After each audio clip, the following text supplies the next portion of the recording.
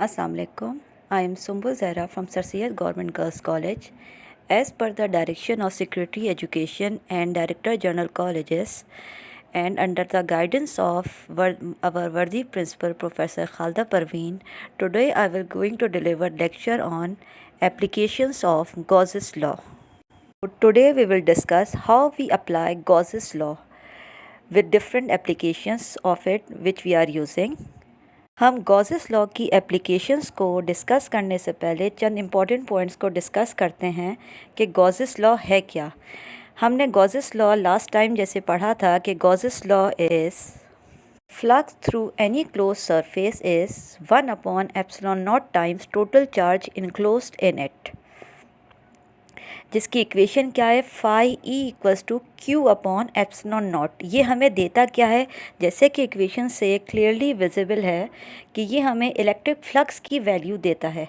लेकिन हम Gauss's law को अप्लाई करते हैं डिफरेंट पोजीशंस पर, डिफरेंट कंडीशंस में, इलेक्ट्रिक फ्लक्स कैलकुलेट करने के लिए नहीं बल्कि इलेक्ट्रिक फील्ड इंटेंसिटी की वैल्यू को कैलकुलेट करने के लिए in different charge distribution. That is, Gauss's law is applied to calculate the electric field intensity due to different charge configurations.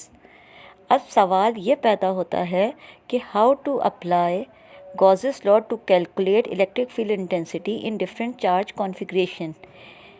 इसके लिए हम एक इमेजिनरी सरफेस सपोज करते हैं जो इस पॉइंट से पास करे जहाँ पे हमें इलेक्ट्रिक फील्ड इंटेंसिटी कैलकुलेट करनी है, और इस इमेजिनरी सरफेस को हम कहते हैं Gaussian surface.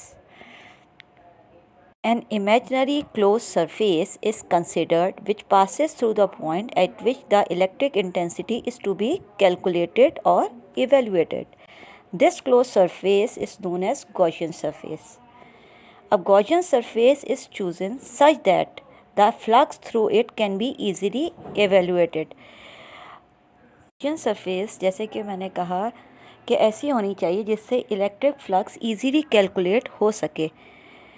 Means irregular shape अगर हम लेंगे, जैसे कि इलेक्ट्रिक फ्लक्स जिससे हम कैलकुलेट करने के लिए एरिया की ज़रूरत होती है, तो इसका एरिया कैलकुलेट करना डिफ़िकल्ट हो जाएगा अगर हम गॉसियन सरफेस इरेगुलर शेप की लेंगे।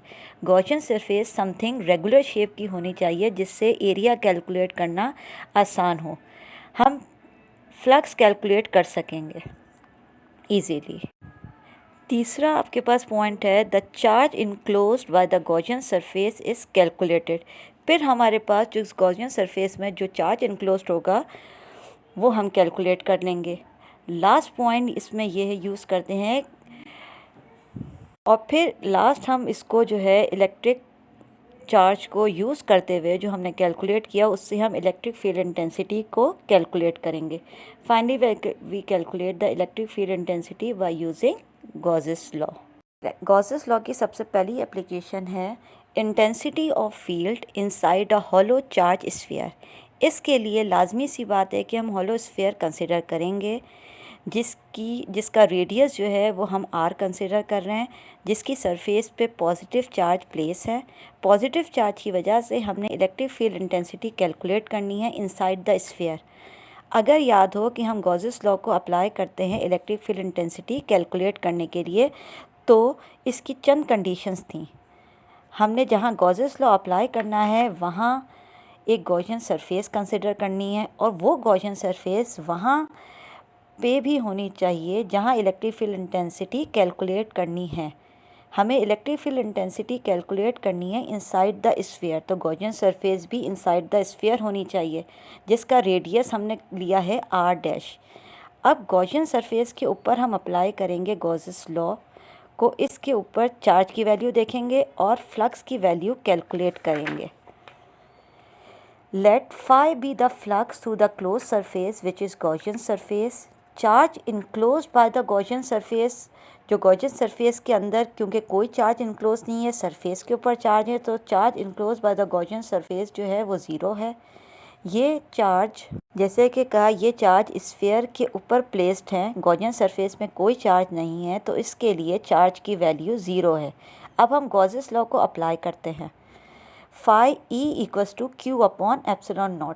अब क्योंकि चार्ज की वैल्यू गॉसियन सरफेस में ज़ीरो, तो electric flux, total electric flux zero के इक्वल आ गया है। इसको हम इक्वेशन 1 कह दीजिए।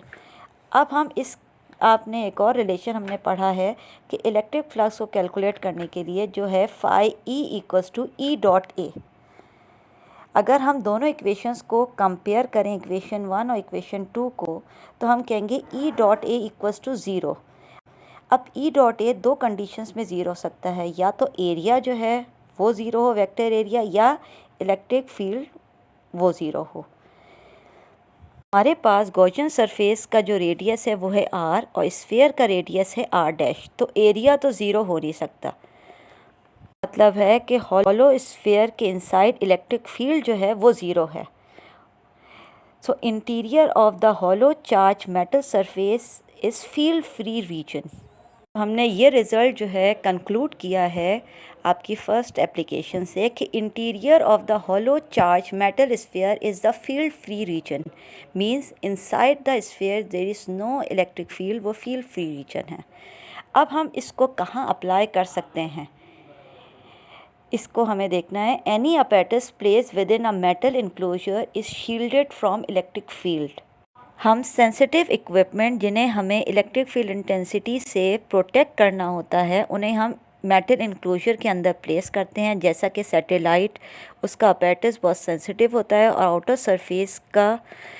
सरफेस पे सन की रेडिएशन क्योंकि बहुत ज़्यादा होती हैं, तो उससे प्रोटेक्ट करने के लिए उनके सेंसिटिव पार्ट्स को हम जो है वो मेटल इनक्लोजर में रखते हैं ताकि उन्हें हम प्रोटेक्ट कर सकें। सेकेंड आपकी गॉसेस लॉ की जो एप्लीकेशन है वो है electric field intensity due to an infinite sheet of charge. Infinite sheet तो कंसिडर नहीं कर सकते, तो इसके लिए हम इनफाइनाइट शीट का स्मॉल पोर्शन कंसिडर कर लेते हैं जिसके ऊपर चार्ज जो है वो पॉजिटिव चार्ज जो है वो यूनिफॉर्मली प्लेस्ड हैं, मीन्स यूनिफॉर्मली डिस्ट्रीब्यूटेड हैं। अब इस जो हमने स्मॉल पोर्शन इनफाइनाइट शीट का लिया है उसके ऊपर सरफेस चार्ज डेंसिटी जो हम ले रहे हैं उसे कह रहे हैं हम सिग्मा, जो कि total charge per unit area,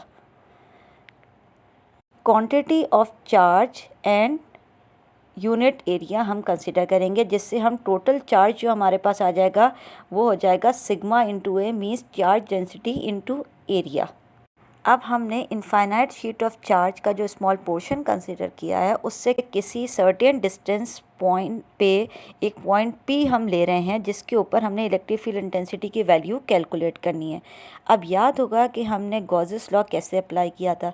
सबसे पहले हमें गॉसियन सरफेस कंसिडर करनी है, तो जो इस पॉइंट से पास करनी चाहिए जहाँ इलेक्ट्रिक फील्ड इंटेंसिटी कैलकुलेट करनी है।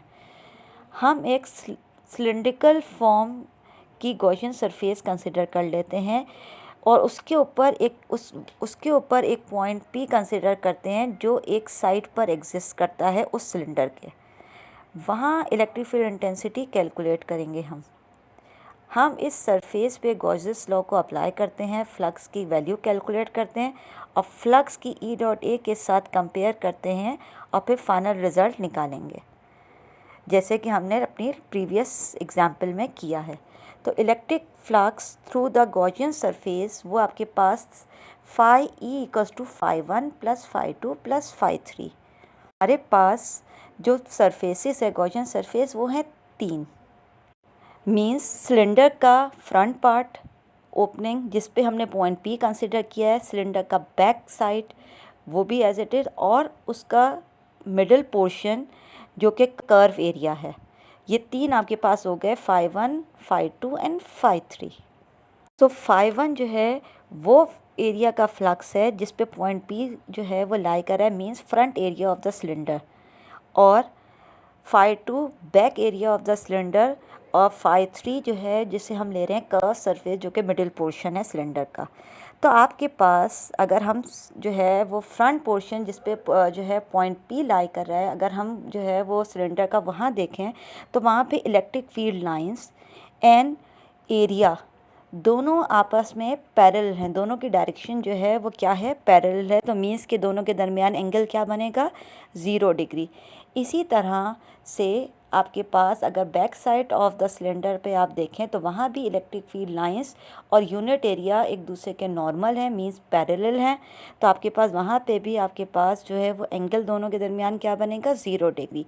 But at the curve surface आपके पास इलेक्ट्रिक फील्ड इंटेंसिटी और एरिया के दरमियान जो है वो 90 डिग्री का एंगल्स बन रहा है। Means electric field intensity, electric field and unit area are perpendicular to each other at the curve surface middle portion.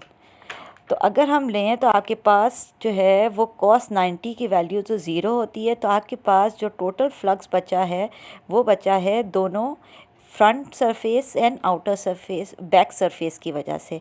तो आपके पास cos 0 1, तो फाई ई जो टोटल फ्लक्स ई ए प्लस ई ए मीन्स टोटल फ्लक्स बन गया 2EA।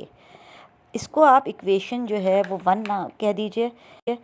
अब फिर आप जो है वो अप्लाई करेंगे अगर गॉसेस लॉ, तो टोटल चार्ज पर epsilon naught, where Q is the total charge enclose by the charge area, where phi is the total charge enclosed by the surface area। तो गॉसियन सरफेस जो इसमें से पास होगी तो कितना चार्ज इनक्लोज करेगी ये हमें कैलकुलेट किया है, जिसके लिए एरिया जो है वो आपके पास capital A, sigma is the surface charge density. तो आपके पास phi E equals to sigma A upon epsilon naught. इसको आप इक्वेशन 2 कह दीजिए। अगर आप इक्वेशन 1 और 2 को कंपेयर करें तो 2EA equals to sigma A upon epsilon naught. Area से एरिया आपके पास कैंसिल हो गया। Total electric field intensity at point P आपके पास जो आ रही है वो equals to sigma upon 2 epsilon naught, which is the electric field intensity due to infinite sheet of charge. That's all for today. Thank you so much.